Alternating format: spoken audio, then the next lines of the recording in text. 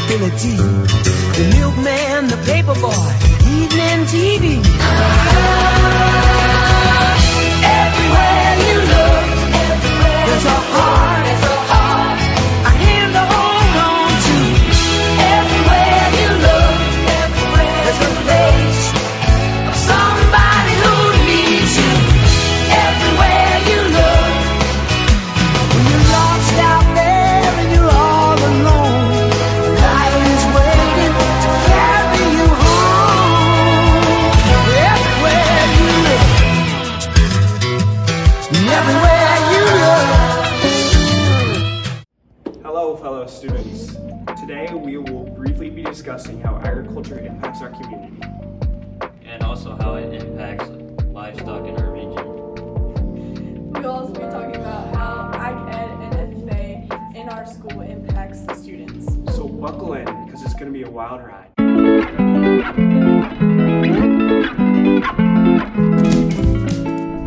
Hi students, my name is Drew Morrow, and today we're going to do a virtual tour of O'Neill, Nebraska. I'm joined here with Everett Blackburn. It's going to be a heck of a ride.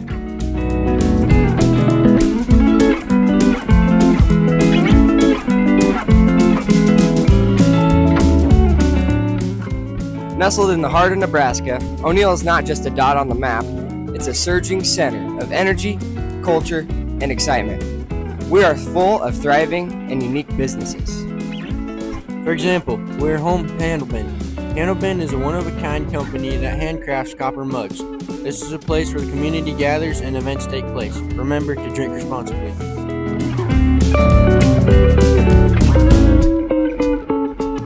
From the iconic shamrock to the hidden gems tucked away in every corner, O'Neill's history runs deep. We own the title of Irish Capital of Nebraska. We hold it with pride. St. Patrick's Day is the holiday we take more seriously than any other place in the country. The shamrock is the biggest in the world. Each year, during St. Patrick's Day, we repaint the shamrock, which is located smack dab in the middle of town. People come from all around to witness the iconic celebration.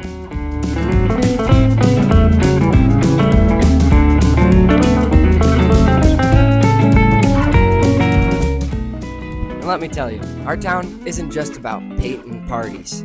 We've got some seriously stunning agriculture around.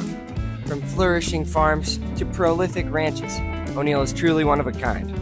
Let's take a look at a ranch in northeast Nebraska.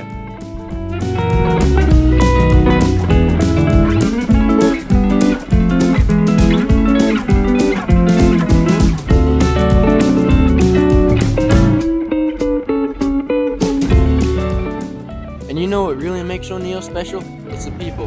From our lively downtown scene to the friendly faces you'll meet in every neighborhood. O'Neill is a place where you'll always feel right at home. The tight-knit community is second to none. Thanks for joining us for just a small glimpse into what our town is all about. We hope you enjoyed taking a look at what makes our town so awesome. I'm Drew Morrow. I'm Everett Blackburn. See you later.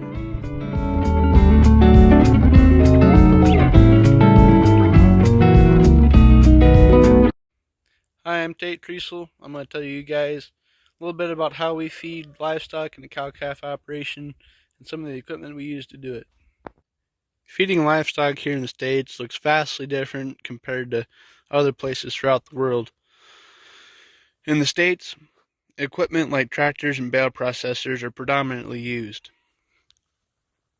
A bale processor holds a bale in the center of it. This is called the cage. Once the bale is in the cage, there's a series of knives on rollers that shred the bale and shoot it down underneath of here. There's the knives. Once it's blown out under here, it makes a nice windrow that is easy for the cows to eat. This here is called the table. The table has this chain,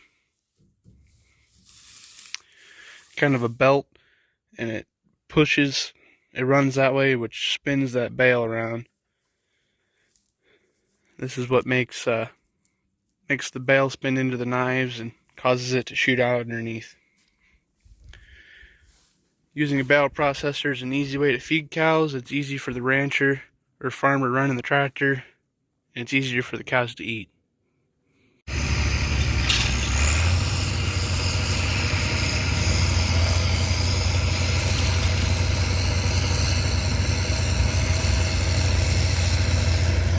We feed our cows 2 to 3 bales a night to make sure they have enough to eat. In this pasture, it's about 180 cows. Once they calve, they'll go into the pasture just next door so we can keep a better eye on them. As you can see, that bale processor just spins that bale around.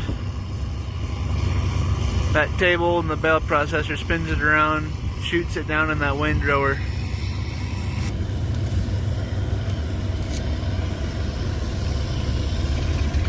As you can see, that bale processor really makes things dusty out here.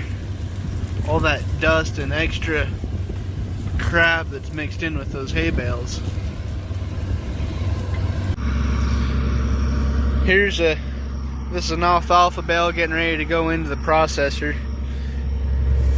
You can see it's in much longer pieces. That's before it goes through the processor, about from there to there. And that's after. That versus that. Much shorter pieces makes it a lot more palatable to these cows. Makes it a lot easier for them to chew. I just enjoy it more. And then here's that bale getting ready to go in.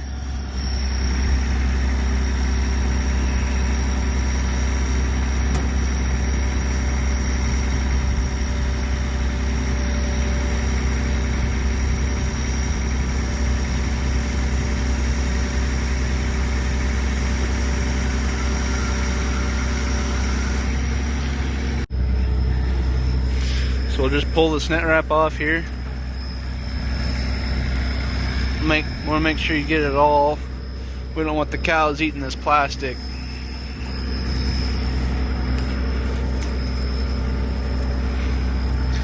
Alright, and he's good to go.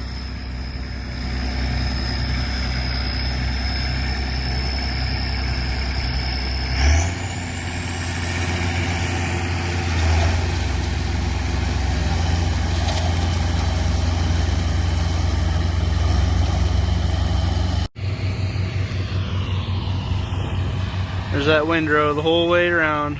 These cows just kind of follow along and pick and eat whatever they want.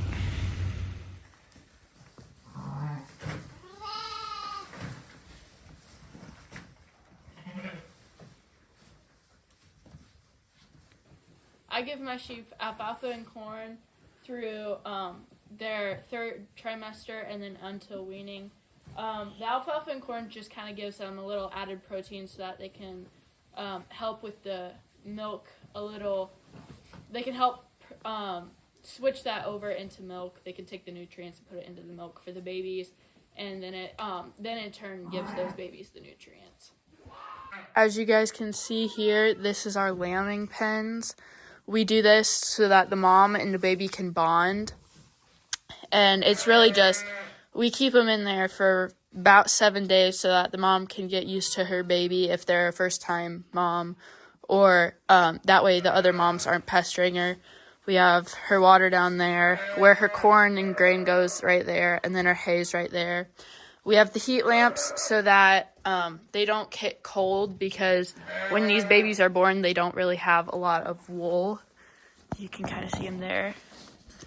But yeah, so we keep them in there for about 7 days just to get used to adapt to the cold and stuff. So yeah. This baby's about a week old. We breed the moms in August so that they have their babies in January and February. That way they're big enough for the fair and just to be market weight at the end of summer. We flip them around. You can see we dock their tails here. It prevents infection around their butt, and then it also just makes them look cleaner. We put a tag in their ear here so that we have identification. And yeah, he'll get to be about as heavy as a full-grown man, so about 145. So yeah, there we go. Well, hello, my fellow ag geeks. So our family raises chickens. This is our little door for them. Apparently somebody already took care of them, but here they are. The first thing we do every night,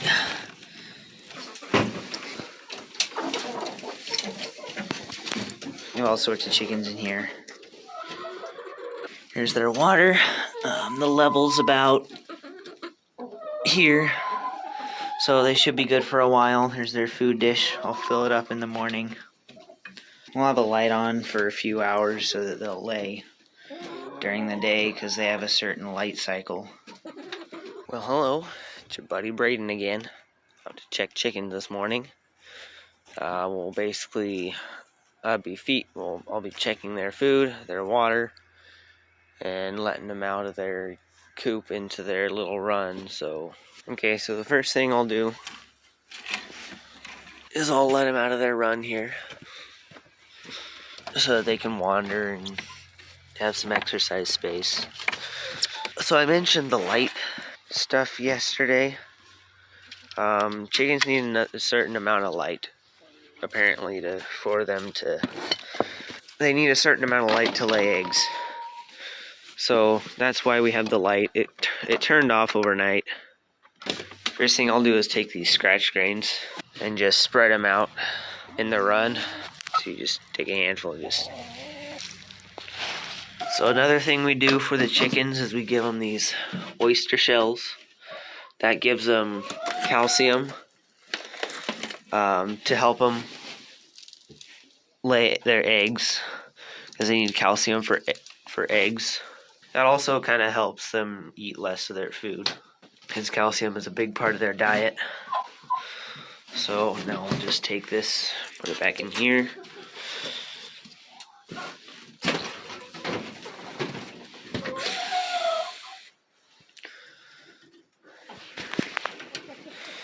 So, and the other thing we check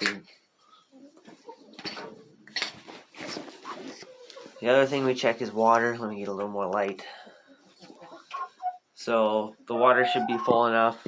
Last night didn't really lose much, but should have there's two golden comets there, a Rhode Island red, another Rhode Island red, golden comet, another golden comet back there. And the 3 Brahmas are outside. They're usually out first. I don't know why, but something special about the Brahmas is they have feathers covering their legs. I guess maybe for warmth. I don't know. Yeah, we should have 9 chickens, 3 up top, and then there's 1, 2, 3 down here, all eating their food. And the 3 Brahmas are outside pecking away at the scratch grains. Leave this door open for sunlight. Up there they are, pecking away at the scratch grains. The others will come out eventually. You might notice over here we have a strange looking block. That's a flock block. At least it's what it's called. It's just a mixture of seeds and other things to help keep the chickens from pecking at their eggs. They do that sometimes, and it's really obnoxious. So then you have egg losses. Chickens will eat eggs sometimes. It's really dumb. But yeah, we have to figure that out. I haven't done it recently, but some of them are in a molting stage. That's why they kind of look weird. That's when they replace old feathers and get new feathers. So some of them aren't laying eggs right now. So other than that, it's usually what we do with our chickens. So thanks for watching.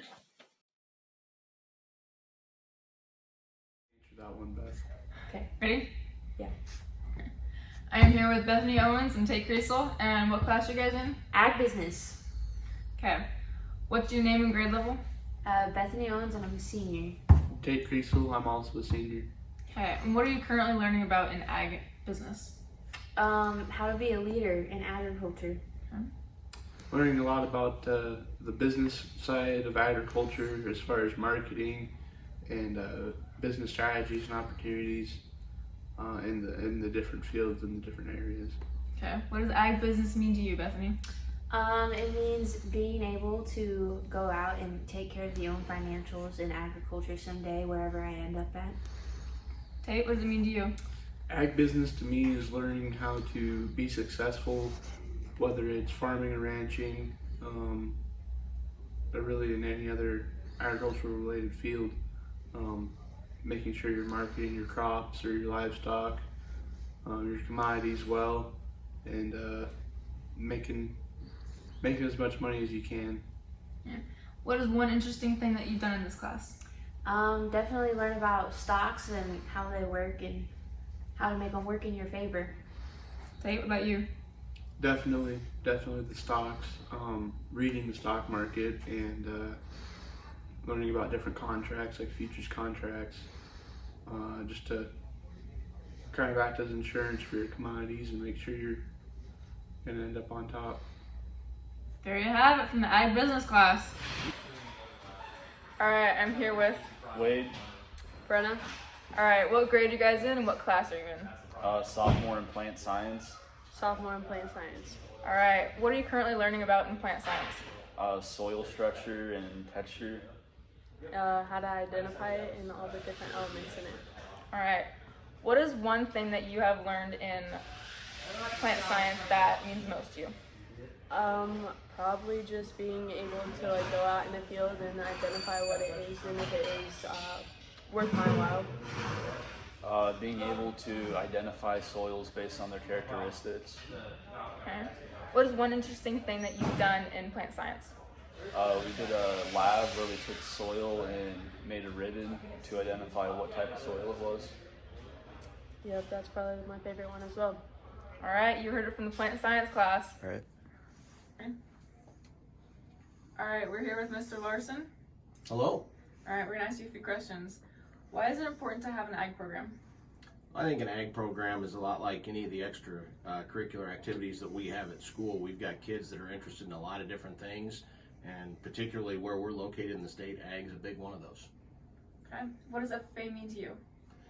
FFA is a place where kids are going to learn a lot of leadership skills, have the ability to participate in several different contests, and learn skills that are going to translate to careers in their later life. All right, thank you.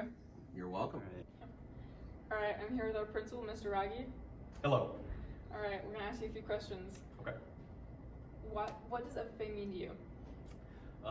FFA means to me, I participated in FFA for 5 years when I was in high school and junior high. To me, it was a great organization to develop leadership and become a well-rounded person. Why do you think our ag program is important?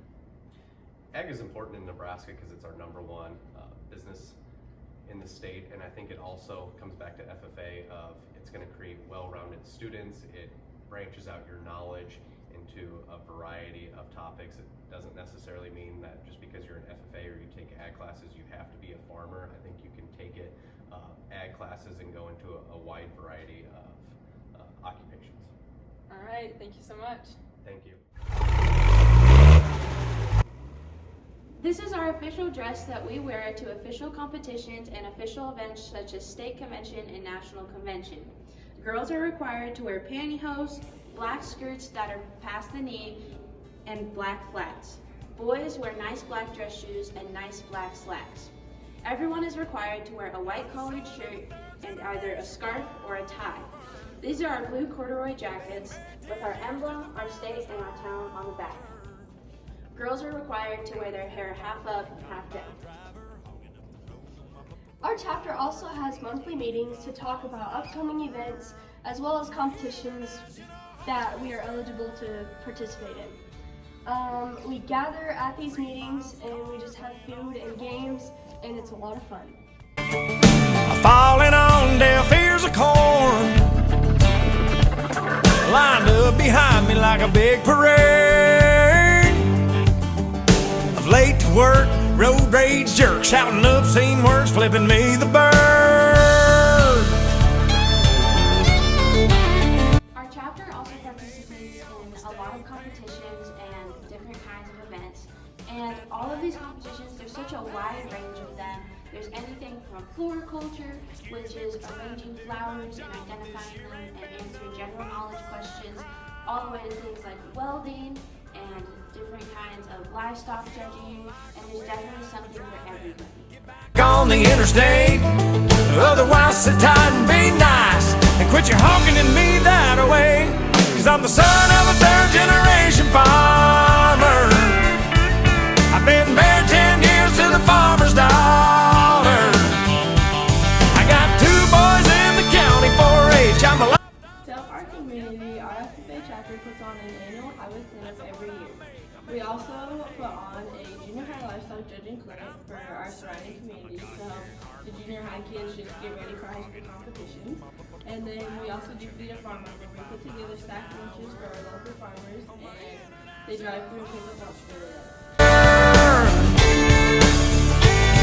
Well, I know you got your own deadline. The cussing in me won't save you no time, hoss. This big wheel wide load ain't going any faster, so just smile and wave. Today we have covered ag and FFA in our school, our town of O'Neill, and how livestock impacts our community.